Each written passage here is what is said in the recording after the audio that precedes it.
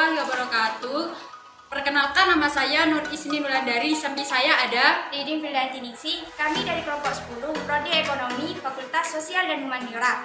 Di sini kami akan membahas mengenai tentang dualitas. Mari kita simak video selanjutnya.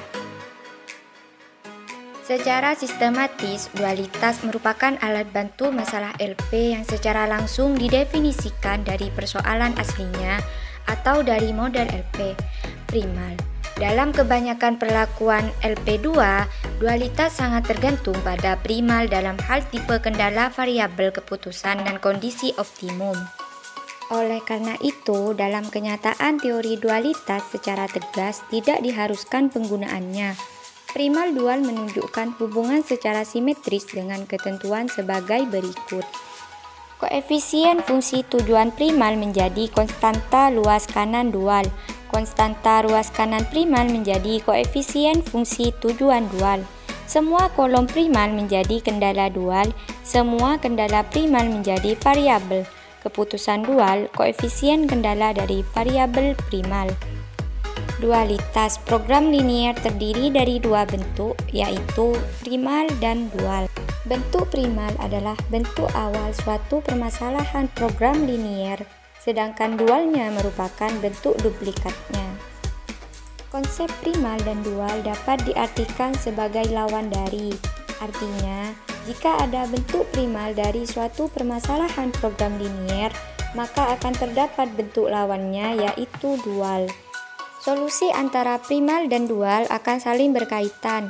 Jika suatu permasalahan primal diselesaikan dengan menggunakan metode simplex, maka solusi optimum tersebut dapat juga menjawab permasalahan dualnya.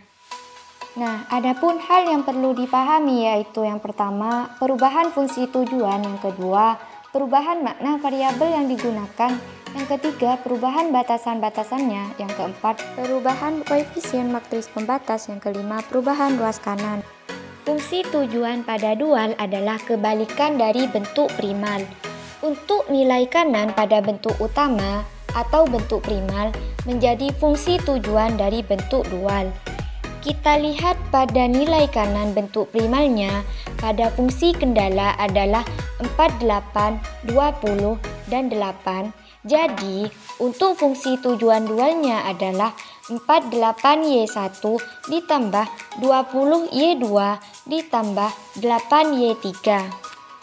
Jika pada bentuk primalnya adalah Fmax, maka pada bentuk dualnya adalah Fmin. Begitu juga dengan tanda hubung, untuk Fmax adalah kurang dari sama dengan, dan untuk dualnya jika yang dicari Fmin, maka lebih dari sama dengan. Sebelumnya kita harus menggunakan variabel berbeda. Jika di primal kita menggunakan X1, X2, dan X3, maka di dualnya kita bedakan. Kita pakai Y1, Y2, dan Y3.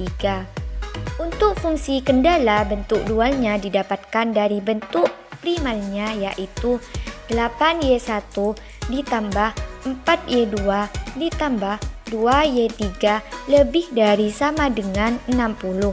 Selanjutnya, 6Y1 ditambah 2Y2 ditambah 1,5Y3 lebih dari sama dengan 30. Selanjutnya, Y1 ditambah 1,5Y2 ditambah 0,5Y3 lebih dari sama dengan 20. Untuk nilai kanan pada dual berasal dari Fmax pada bentuk primalnya. Dari hal-hal yang perlu dipahami tadi, terdapat perubahan-perubahan. Yang pertama adalah perubahan fungsi tujuan. Nah, pada soal ini, fungsi tujuan dari bentuk dual merupakan nilai kanan pada bentuk primal. Kemudian, perubahan yang kedua adalah perubahan makna variabel yang digunakan.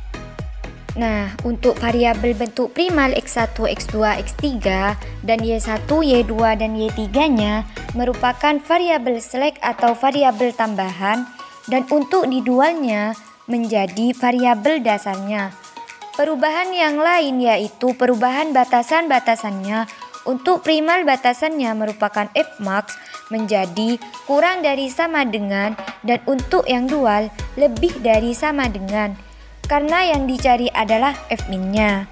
Setelah itu adanya perubahan koefisien matriks pembatas.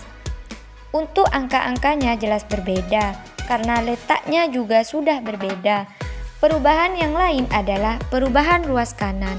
Untuk ruas kanan primal dijadikan fungsi tujuan pada dual, dan untuk ruas kanan dual merupakan fungsi tujuan dari final.